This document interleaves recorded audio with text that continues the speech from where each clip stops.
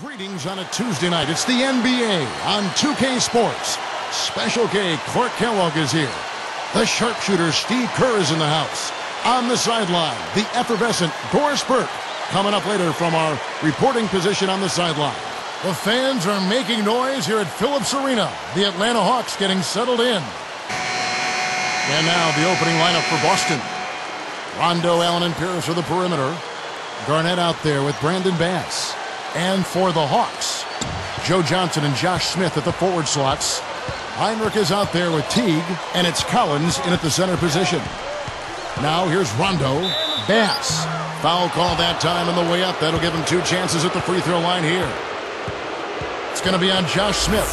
You know, Brandon Bass, Kevin, not really a household name, but he's a nice young power forward. Consistent, steady, plays well at both ends, and even though undersized, he gets it done inside. That's also good. So he hits both free throws. And Brandon Bass, for a power forward, Steve, has a nice face-up game. Well, that's the strength of his game, guys. You know, the way he can knock down that mid-range jump shot. He'll turn and catch and face, get you in that triple threat position, and then rise up and knock down that jump shot. Now, here's Bass. Pierce for 3.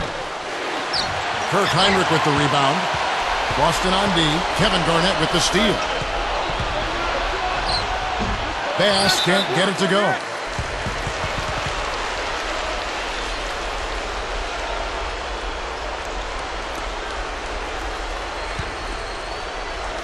And it's the Hawks' ball.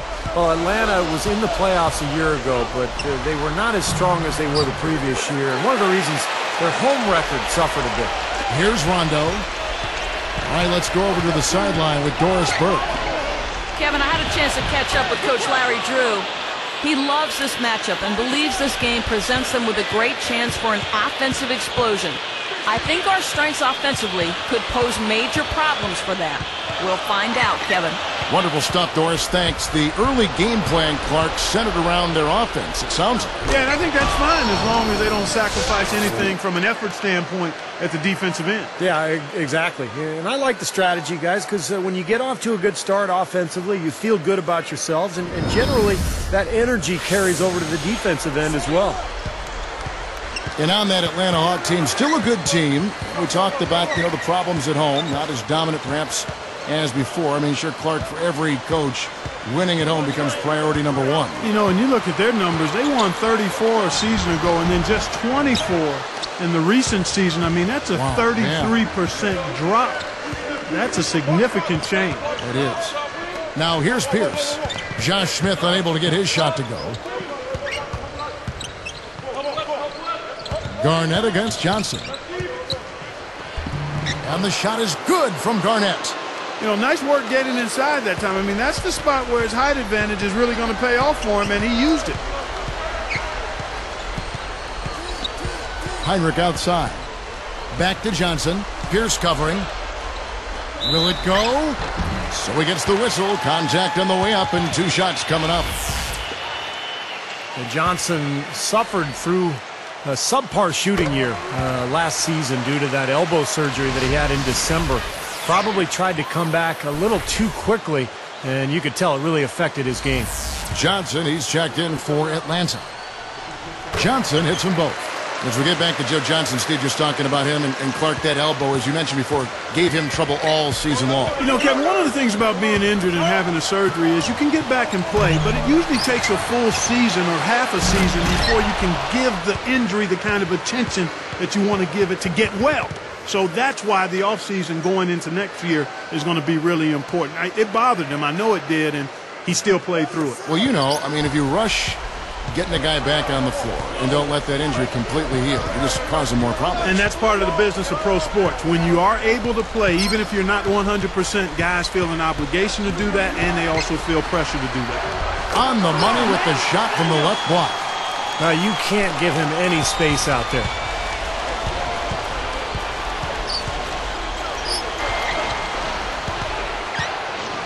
Johnson against Pierce.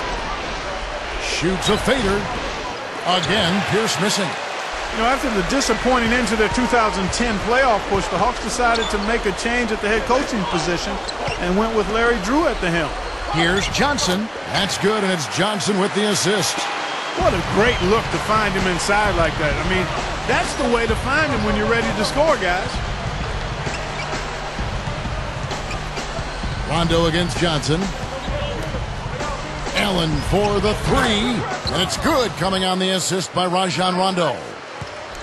8 points for Allen. Got Clark back to Drew. They had Mike Woodson. He took him to the playoffs, but Larry Drew takes his place. Drew is on his staff. It was scrutinized early, but, you know, Steve, he took him back into the playoffs and deep into the playoffs. Well, and that was their goal. They wanted to get back to winning a series in the postseason, and Drew was able to do that. They beat Orlando in the first round, and then they gave Chicago all they could handle in round 2. Looking at who's out there now for the Hawks.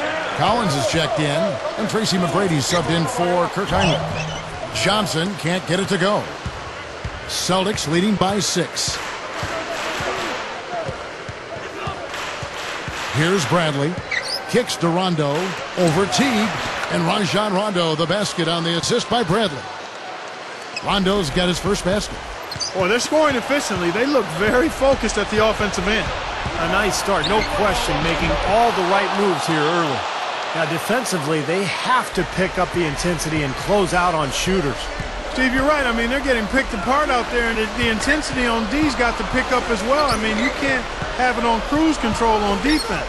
Here's Teague after Rajon Rondo's bucket. Rondo is whistled for reaching in. That's his first foul.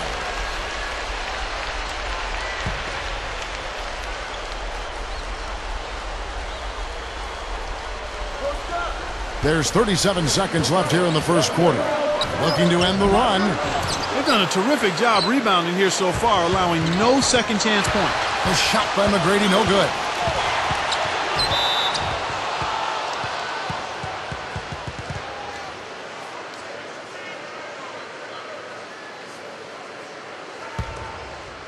Celtics leading by 10. Left side, Rondo.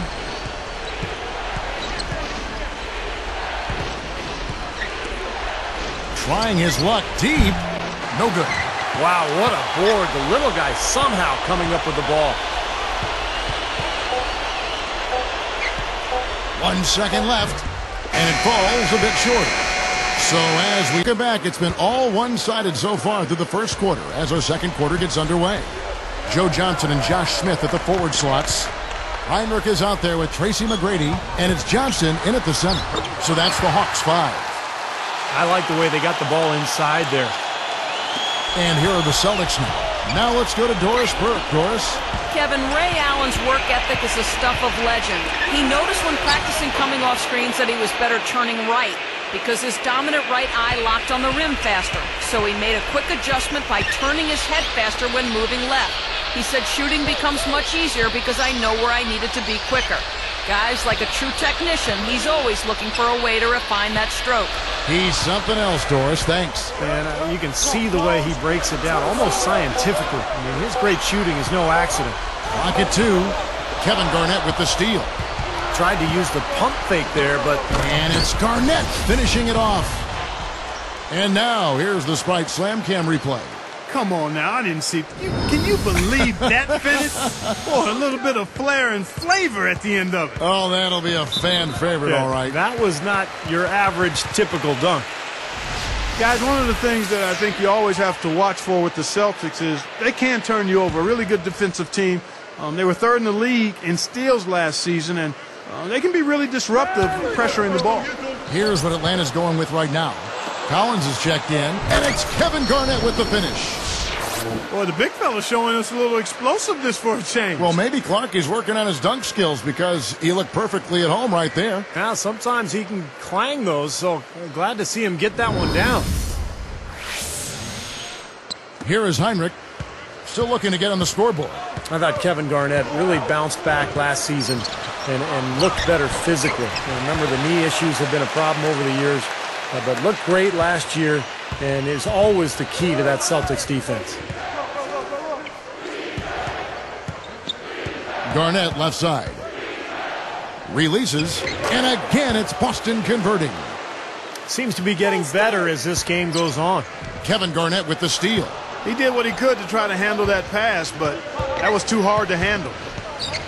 Pierce is called for a loose ball foul. That's foul number 2 for him. It's 2 fouls now here in the first half, so we'll see if they let him try to play through it. Here's Teague. Atlanta calls timeout. I think Coach saw a couple of things he wanted to correct. You got to make sure everyone's following the game plan.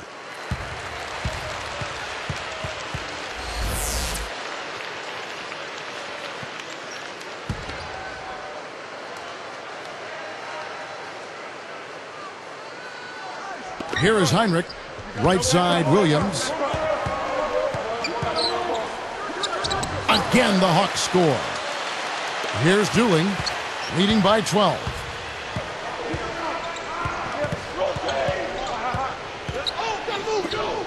Open look. Bass is tagged with the loose ball foul. That's his first foul for the Hawks. Smith comes in for Joe Johnson. And Tracy McGrady subbed in for Kirk Heinrich. Making a switch here are the Celtics. Here's McGrady. The leaner inside. Drain for 2 points.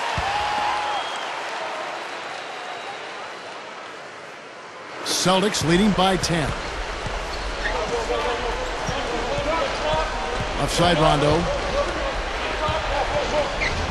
Bass can't get it to go. Well, with the basket here, they could get back to within single digits. Smith outside. Feeds it to T. They're moving the ball. From deep, Williams' shot is good. Williams has got 5 points now this quarter. He can be dangerous from out there. As a matter of fact, he can be lethal. His first from the arc after having none in the first quarter. Keep an eye on it. That's exactly where they wanted to go with the ball, even though he didn't finish. Rondo gets the reach-in call. That's his 3rd foul of the game. And the Celtics making a change here. Pierce is checked in. Here's Teague. Here's Collins. Smith's shot is good. And now it's only a 5-point Celtic lead. Well, you look at the Celtics a season ago, they went 23-18 on the road. And, well, that would be a good mark for most teams. That was Boston's worst road record in the last 4 years. And that one's good by Pierce. They're hovering around 50% for the game in 3-pointers. That's pretty good. But they've really elevated here in the second quarter. Allen against McGrady.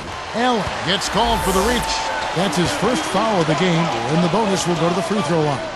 Steve, just talking about that Celtics road record. You think, Clark, that is something to be concerned about, 23-18 away? Kevin, probably not. I mean, on their overall record, they gained 6 wins from the previous season. If there's any concern for the Celtics, it's probably the question of age and how much do the big 3 have left in the tank. But it is interesting when you think about it. Last year, when they felt, the year before rather, when they got to the NBA Finals, they didn't feel concerned about not having home court advantage in the Eastern Conference because they had been so good on the road. Sure. So that could have maybe put a little chink in their armor in last season's playoff. Okay, well, let's check in with Doris Burke reporting from our sideline in this game. Doris, take it away. Well, new head coach Larry Drew felt that Atlanta Hawks were too predictable on the offensive end when he took over. Oftentimes, they would stand around and wait for Joe Johnson to make a play. So he implemented a motion offense to remedy this problem. Drew said, now when you talk about defending us, you are not talking about locking in on certain guys in the same spots. We won't be as predictable. Guys? Thank you, Doris. We'll see if the Hawks can make the most of that here. And that's a good point by Drew. I mean, you can't get complacent or predictable on offense, or you're going to get eaten alive in the NBA. The coaching's too good. Doolin is tagged with the reach. That's his first foul of the game, and the bonus will go to the free throw line. First one falls for him. So it's both teams making substitutions here.